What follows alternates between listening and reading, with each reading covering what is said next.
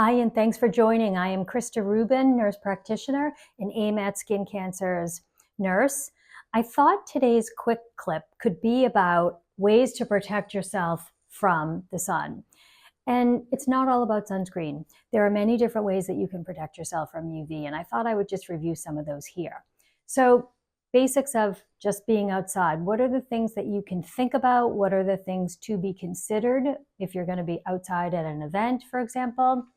Is there a place that you can seek shade? Will there be trees? Will there be a tent? Will there be buildings that will block some of the UV so that you can find yourself in a shaded area? If there's not, bring your own shade. Things like umbrellas or tents or even a parasol. Maybe you can make that a new thing again. But you want to seek shade whenever possible so that you can protect yourself from the UV rays. What time of day? Consider that. Do you have to go out at noontime? Do you have to go out when the sun's rays are going to be strongest? Think about direct exposure and reflection. Direct exposure, so you're out there midday sun and it's really strong. Those rays are very, very intense on the skin. Can you change the time of day that you're going to be going out to either earlier in the morning or later in the afternoon? And reflection, this is something that people don't always consider, but the UV rays are reflected off of sand, concrete, automobiles, even snow. So you get that reflection, which can add more UV than you anticipated. That is particularly true on water. So if you're going to spend the day at the beach or on a boat, you're almost getting double exposure, one from direct and then the reflection. So think about that before you're heading out for the day. Clothing.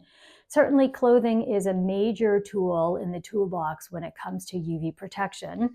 There are UV specific protective clothing, but you don't have to spend a lot of money to get protection from clothing. Certainly the UV protective clothing is a great resource, particularly for children who may not enjoy putting on sunscreen, but UV protection clothing is a great resource. But just wearing long sleeves or just protecting or covering more of your skin is a great way to protect yourself from the UV. Don't forget hats. Don't forget sunglasses. For hats in particular, wide brimmed. You want to protect the back of the neck and the tips of the ears. You will not get that protection from a baseball hat. And then lastly, of course, sunscreens. Now, this is not a quick clip about sunscreens, just a reminder that if you are going to use sunscreen, don't forget the areas like lips, eyelids, scalp, and feet. People often get their feet sunburned because they forget to put it in between those layers of the sandals. Take your shoes off first, then apply your sunscreen. And the key, of course, to sunscreen is reapplication every hour and a half to 2 hours. There is no such thing as waterproof or sweatproof or last all day sunscreen. The key is reapplication, reapplying every hour and a half to 2 hours. Sooner if you go swimming, you're sweating, or you're soaking wet because it will just dilute out the sunscreen. So key is reapplication regularly.